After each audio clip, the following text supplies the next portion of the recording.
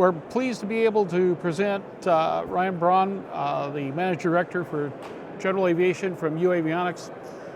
And I'll tell you what, if there is a more unique company covering GA and some of the other areas than uAvionix, I haven't seen it, because you guys have your hands in a lot of different disciplines. You're in drones, you're in GA, and have done some extraordinary work in regards to ADS-B solutions and so forth and so on. So the big question is world domination in the mix here, or are we just going to stick with what we know? Well, there's a lot of fun stuff to work on. We like solving problems. We're an engineering company. We're a company that's full of pilots. So we see everything that flies, all of these aviation ecosystem things, as really complementary. So you mentioned, the UAS or the drones. General aviation is very near and dear to our heart. We also work in an area called aviation networks, which is all about the ground networks that we use to see airplanes, and then now in the defense space as well. And it's all about miniaturizing everything, really making small electronics, lightweight electronics that are modern. And it's not something that has happened as much as we'd like to see in the aviation space over the last 20, 30 years. There's been not necessarily disinvestment, but it's hard to bring new modern technologies into the cockpit, and that's what we try to do more than anything. Mm-hmm. What was the genesis of the company? Where did it come from? How was it created? And has the direction been changing? I would say, we've had some small pivots, but we started with a firm concept that's really held to this day, which is that we wanted all the aircraft to be able to see each other. So a number of us were working at a company that were building drones, small drones, but we were pilots as well. And we saw this impending challenge of how do we make sure the drones don't hit the airplanes and the airplanes don't hit the drones, right? Should be simple. Good idea. Good idea. I highly approve. It's the genesis of what we thought the direction of a new company should be, which is making those airplanes and the drones both conspicuous to each other. And what that really took was miniaturizing everything that you're used to seeing in a cockpit today, which was a transponder, a GPS, and shrinking those down into something that we could put in a drone. And so that was our first market that we really tackled. We worked with a number of companies who are big in the drone space to design products that could go into those aircraft. And we quickly realized, being pilots, that the same technology that we were building in the drone space would very easily apply into the general aviation space. And we saw there was a real market need there. So we took the same technologies, which we had invested in, and basically refactored them into what became known as the sky beacon and tail beacon, which are a very small ADS-B device. Huge fan. We equipped about a third of the US market. Build something that works, doesn't get in the way, and fools like I can actually install it. Made Big it a fan. 2-wire install. It's it's easy. It was it was a very 2 hours for you. For me, not so much. Right. But very, very popular, very successful product. And at the end of the day, it makes more people visible. It makes aviation safer. And that's really how we've steered everything that we do, that we build at our company towards. We want to be able to have everything communicating with each other. So the things that we work on are across a lot of industries, but they're always focused on communication, navigation, surveillance, and how things interoperate with each other. The really nice thing for markets like we're here today talking about, general aviation especially, is that there's not a lot of investment in that, not the investment that you see in a lot of the consumer markets. Turns out people were willing to invest in a company who's making things for drones because there's a big market coming for that. So it's a bit of a trickle-down effect that we have. We've been able to have the technology that we were able to develop with investment from venture capitalists, make it into general aviation space, and not essentially have to have the pilots pay for that, right? They didn't have to find a way to start a new company that was focused just on this. So there's a lot of knock-on effect from having drones in the airspace. A lot of pilots say, I don't want those drones anywhere near us, but we're trying to make everybody work together, and we're actually leveraging that investment to benefit the community. The blowback on some of these technologies, it's interesting if you look at what happened with the model industry going to the drone industry, going to GA, we benefited. And it hasn't stopped. And it's not going to stop anytime soon. Even the products, some of the later products that we've introduced, one of our most popular is called the AV-30. It's a primary flight instrument, attitude indicator, directional gyro. If you look at the technology that's in a product like that, it's MEMS, sensors, gyros, accelerometers. It's been made possible by the cell phone industry. It's been made possible by the drone industry. Taking things that used to cost thousands of dollars and turning them into chips that you can buy for a few dollars. And then there's a lot to build around that, of course, to make aviation products. But the modern technology. It looks totally bitching in the panel. Thank you. Yeah. Yeah, we really tried to make a product there that blended into your existing panel. Had that look and feel that you almost can't even tell it's an electronic device unless you want to know that it is, unless you want to access that functionality. So that's been a real centerpiece of our general aviation strategy and a lot of the things that we're talking about here, is moving not just to the systems that you mount on the wingtip or on the tail, but actually having something front and center in the panel. Now there was a big software update for the AV-30, wasn't there? Yeah, we've had a couple. We just released a new one in the last month or so, which is bringing a lot of new features. So typically these software updates are things that we'll offer for free, and they enable a lot of new features, new compatibility with other systems, new capabilities when you interface with the GPS, for example, and then also performance improvements, usability improvements. So we've been spending a lot of time and energy really refining that, making it the best-in-class product.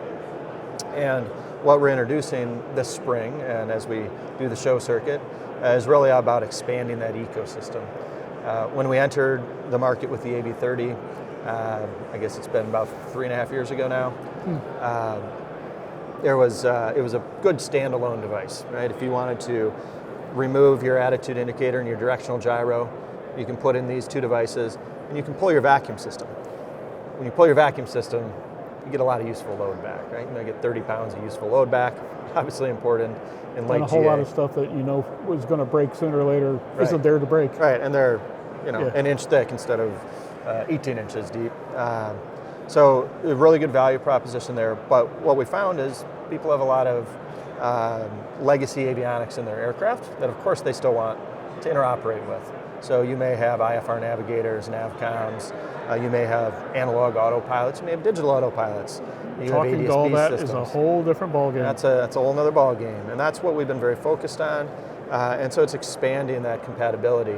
And we talk about something called the open connected cockpit. Now, the words connected cockpit have been used a lot. What we're really trying to do is enable an ecosystem that is truly open, that we are doing our best to be compatible with legacy avionics, with new avionics, with anybody out there publishing open APIs for programming interfaces for these things. Are you getting any resistance to that? No, I think we're getting a lot of excitement, a lot of uptake. At the end of the day, we see devices like the AV-30 being the real centerpiece of what I would call the primary flight instruments, but they should communicate with everything in the cockpit. We manufacture the Sentry ADS-B devices, which are the most popular ADS-B receivers out there. So we need to be able to get the information from those into the panel, into the AV-30. We're launching new devices just in the next month here, which allow us to speak to your, we'll see your you 430. At the Innovation Preview in Sun and Fun. At Sun and Fun, yeah. So we'll bring be the doing good some stuff, intros man. there. Good stuff. I'm Good. ready. We'll bring a demo to that. But we'll be able to talk to your 430W, 530W, IFD navigators, and display instrument guidance. When we launched, we could only display visual guidance, which obviously is a major block for anyone who's flying IFR, having to maintain an older instrument. So we have this device here. It's this one. Just a very small little dongle type device. Again, everything we make is really small. And this translates essentially from those AirInc style navigators and allow us to do full CDI, horizontal and vertical guidance in instrument flight conditions. We're also introducing this, what we call AV-APA. It's an analog port adapter, so you can hook to older autopilots, S-Tech, 20, 30, 40, 50 style autopilots. Cool. And so with these, now we're really fulfilling that promise of anchoring the center of your panel, talking to your legacy avionics, including your navigators, your IFR GPS, as well as navcoms, talking to your autopilots, talking to your modern ADS-B receivers. And what we really see this coming to is integrating your iPad. And we work very closely with ForeFlight, which is who we market and sell the Sentry products with. Obviously, a lot of people let's face it, ForeFlight owns the world. It's a great product. At the end of the day, there's a lot of EFBs out there that are very capable, but ForeFlight does a beautiful job with the presentation and consistency. And so we're very happy to partner with them on our products. And what you'll see, and what we'll be showing at Sun and Fun, is really that end state integration, because we believe that nobody's going to make a better MFD than an iPad. Right? The technology can't keep up. What you have on an MFD and a G1000 or a typical system is always going to be outdated. Old screen technologies, old resolutions, database updates. And so we're really working towards a future that gives us that multifunction device being the iPad, but all of the certified functions being on your primary displays that we certify and put in the cockpit. So there's a lot of information interchange there, a lot of things we can do, everything from controlling transponders, squawk codes, to setting barometric pressures, to, of course, sharing traffic data back and forth. So I was right, world domination. World domination, that's what we're going for. It's been an amazing company to watch. I mean, I've talked to a number of your people throughout the years, as it started with this and went with that. We were so heavily involved, and are still heavily involved in the drone community, especially since we're a media partner for AV-HSI.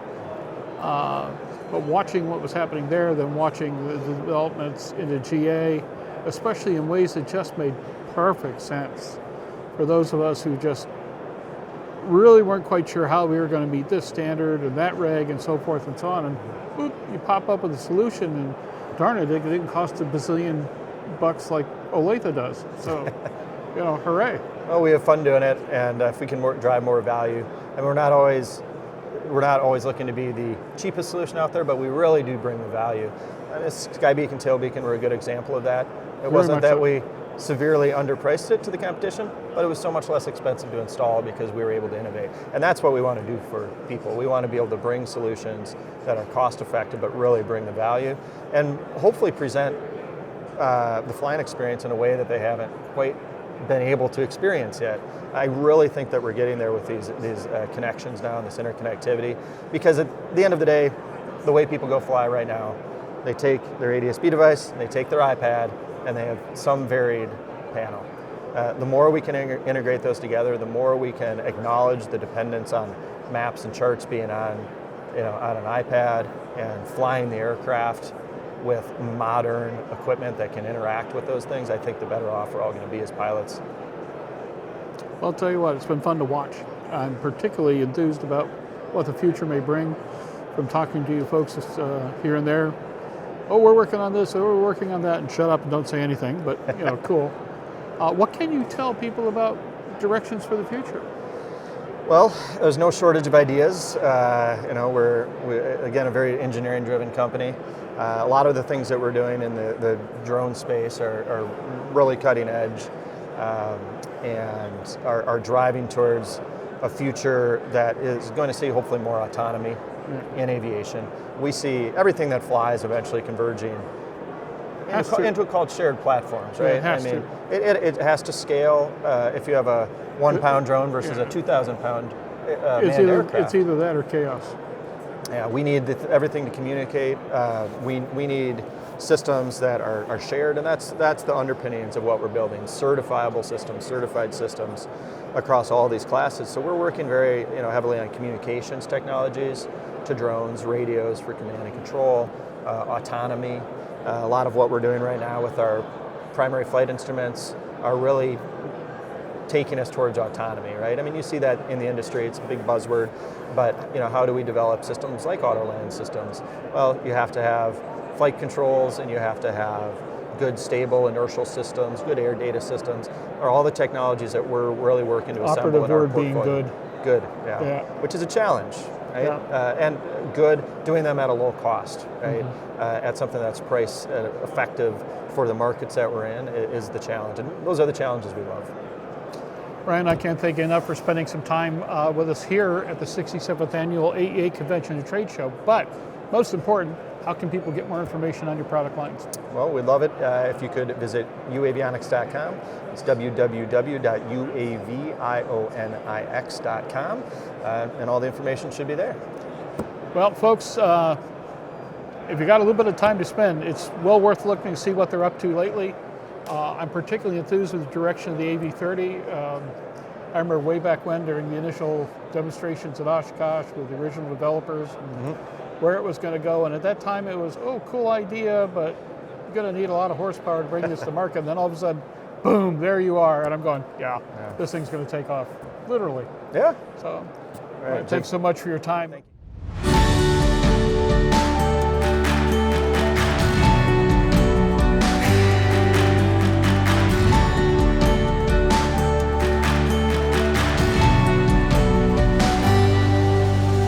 Aero-News Network's coverage of the 67th Annual AEA International Convention and Trade Show, live from Grapevine, Texas, is brought to you in part by the following sponsors.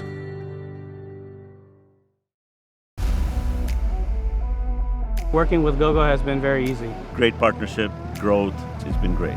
Reliable network and a reliable system to install. The upgrade, 100% worth it.